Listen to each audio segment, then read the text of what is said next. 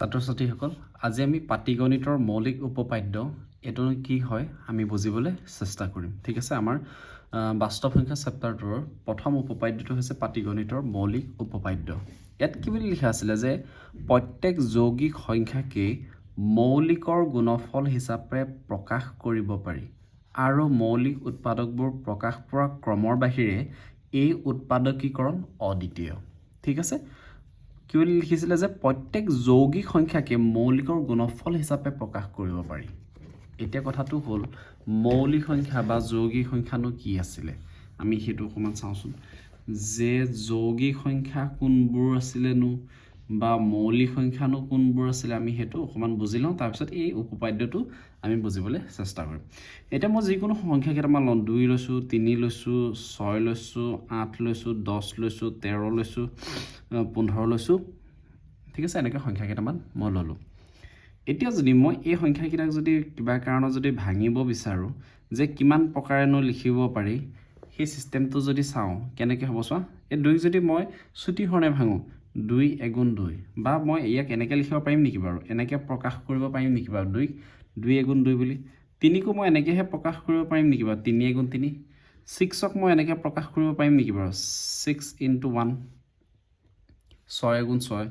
বা ইয়াক মই এনেকৈও লিখিব পাৰিম নেকি বাৰু যে 2 3 গুণ 6 পাৰিছনে 8ক যদি ভাঙো 8 এগুণ 8 2 4 গুণ 8 এনেকৈ ভাঙিব পাৰিছো হয়নে 10ক যদি ভাঙো 10 এগুণ 10 2 5 গুণ 10 13ক ভাঙিলে 13 এগুণ 13 15ক ভাঙিলে 15 এগুণ 15 3 5 গুণ 15 যদি আৰু এটা সংখ্যা লও 12 সংখ্যাটো লৈছো 12 এগুণ 12 তাৰপিছত 2 6 গুণ 12 3 4 গুণ 12 দেখিছানে এতিয়া যদি মই ইয়াত চাওঁ এই সংখ্যাবোৰ যিবোৰ সংখ্যা কেৱল সংখ্যাটো নিজে আৰু 1 সংখ্যাটো আছে ইয়াতো চোৱা সংখ্যাটো 3 সংখ্যাটো নিজে আছে আৰু 1 সংখ্যাটো আছে ঠিক তেনেকৈ 13 সংখ্যাটো 13 আৰু 1 আছে এই ধৰণৰ সংখ্যাবোৰ কি বুলি কোৱা হয় সহজ ভাষাত আমি ডাইৰেক্ট মৌলিক সংখ্যা বুলি ক'ম যিবোৰ সংখ্যা কেৱল নিজৰ সংখ্যাটো আৰু একেহে ইয়াৰ উৎপাদক হিচাপে আমি পাওঁ ঠিক আছে তোমালোকে এইবোৰ কোনো ডেফিনিশ্যন বা ইয়াৰ ডেফিনিশ্যন কোনো মুখস্থ কৰিব নালাগে যে মৌলিক সংখ্যা এনেকুৱাকেহে বুলি কয় এইটো যদি বুজি পাইছে ইয়াতে ধৰিব পাৰিবা যে মৌলিক সংখ্যা কোনবোৰ বাকি এতিয়া যিবোৰ সংখ্যা থাকিলে এই ধৰণৰ সংখ্যাবোৰ যিবোৰ আমি এনেকৈ দুবাৰ বা তিনিবাৰকে আমি প্ৰকাশ কৰিব পাৰোঁ এই ধৰণৰ সংখ্যাবোৰক আমি কি বুলি ক'ম যে যৌগিক সংখ্যা বুলি ক'ম এই ধৰণৰ সংখ্যাবোৰক আমি কি বুলি ক'ম এতিয়া যৌগিক সংখ্যা বুলি ক'ম বুজি পাইছোনে এইবোৰক আমি কি বুলি ক'ম এতিয়া যৌগিক সংখ্যা বুলি ক'ম মৌলিক সংখ্যা কোনবোৰ ক'ম যে যিবোৰ সংখ্যাৰ উৎপাদকত এইবোৰ উৎপাদক বুলি কৈছে এই উৎপাদকবোৰত কেৱল সংখ্যাটো নিজে থাকিব লগতে একটোহে থাকিব এইবোৰক আমি মৌলিক সংখ্যা বুলি ক'ম বাকি যিবোৰ সংখ্যা এইবোৰ চোনে দেখিছানে সংখ্যাটো আছে একো আছে লগতে আৰু বেলেগ সংখ্যাও আছে এনেকুৱা ধৰণৰ সংখ্যাবোৰক আমি কি বুলি ক'ম যৌগিক সংখ্যা বুলি ক'ম এতিয়া উপপাদ্যটোতনো কি বুলি কৈছিলে উপপাদ্যটোত কৈছিলে যে প্ৰত্যেক যৌগিক সংখ্যাকে কি বুলি কৈছিলে চাওঁ যে প্ৰত্যেক যৌগিক সংখ্যাকে মৌলিকৰ গুণফল হিচাপে প্ৰকাশ কৰিব পাৰি এতিয়া প্ৰত্যেক যৌগিক সংখ্যা মই যিকোনো এটা যৌগিক সংখ্যা লওঁ যে মই ধৰি লৈছো এটা 24 সংখ্যাটো লৈছো 24 সংখ্যাটো যৌগিক নে মৌলিক আমি কেনেকৈ গম পাম ইয়াক আমি প্ৰথমতেটো ভাঙিব লাগিব 24ক ভাঙোচোন বাৰু 24ক যদি ভাঙো 2 * 12 24 2 6 গুণ 12 2 3 গুণ 6 হয়নে বা মই ইয়াক উৎপাদকত যদি ভাঙি লিখো 24 গুণ 24 2 12 24 3 8 গুণ 24 4 6 গুণ 24 দেখিছানে কিমান ধৰণে আমি ভাঙিব পাৰিছোনে এটা কথাটো হ'ল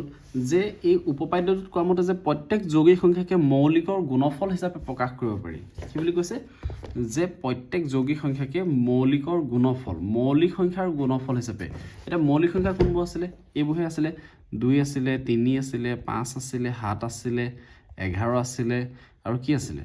13 আছিলে 17 আছিলে 19 আছিলে এইবোৰ সংখ্যাক আমি কি বুলি কওঁ মৌলিক সংখ্যা বুলি ক'ম মানে যিকোনো যৌগিক সংখ্যা আমি ইয়াৰ পৰা নলওঁ কিয় সেইবোৰ সবকে আমি ইয়াৰ পূৰণফল হিচাপেহে লিখিব পাৰোঁ মানে ইয়াৰ পূৰণফল হিচাপে আমি লিখিব পাৰোঁ এতিয়া এই 24 সংখ্যাটোকে লৈছো 24টো এটা যৌগিক সংখ্যা 24টোক তেতিয়া মই কেনেকৈ প্ৰকাশ কৰিব পাৰিম মৌলিকৰ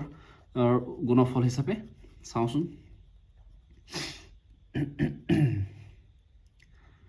এই যে এতিয়া 24 সংখ্যাটোক মই যে ভাঙিছিলোঁ চুটিখনে 2 2 বাৰং 24 2 6 গুণ 12 2 3 গুণ 6 এতিয়া যদি চাওঁ মই 24টোক এনেকৈ লিখিব পাৰিম নেকি বাৰু 2 কেইটা 1 2 3 1 2 3 আৰু 3 এটা দেখিছানে এই 2 আৰু 3টো কি মৌলিক সংখ্যা অৰ্থাৎ আমি এই 24 যৌগিক সংখ্যাক আমি এনেকৈ মৌলিক সংখ্যাৰ গুণফল হিচাপে আমি প্ৰকাশ কৰিব পাৰোঁ বা মই বেলেগ আৰু এটা লৈছোঁ আৰু এটা লওঁ মানে মই ধৰি লৈছোঁ এইবাৰ অকণমান ডাঙৰ এটা লওঁ 150 লৈছোঁ কিমান লৈছোঁ 150 150 কো ভাঙি চাওঁচোন 2 7 গুণ 14 1 আহিলে 2 5 গুণ 10 75 হৈ গ'ল 75ক আমি কিহে যাব 3 যাব 3 গুণ 6 1 আহিলে 3 5 গুণ 15 ইয়াত 5 5 গুণ 25 2 3 5 5 কি পালোঁ 2 3 5 5 দেখিছানে এইবোৰ মৌলিক সংখ্যা ইয়াৰ পৰা আমি পাইছোঁ বুজিলা যিকোনো যৌগিক সংখ্যাক আমি কেনেকৈ এক্সপ্ৰেছ কৰিব পাৰোঁ যে মৌলিক সংখ্যাৰ গুণফল হিচাপে আমি প্ৰকাশ কৰিব পাৰোঁ এটা চাগে ক্লিয়াৰ হৈছে কনচেপ্টবোৰ যদি এতিয়াও যদি দিগদাৰ হয় মোক জনাবলৈ নাপাহৰিবা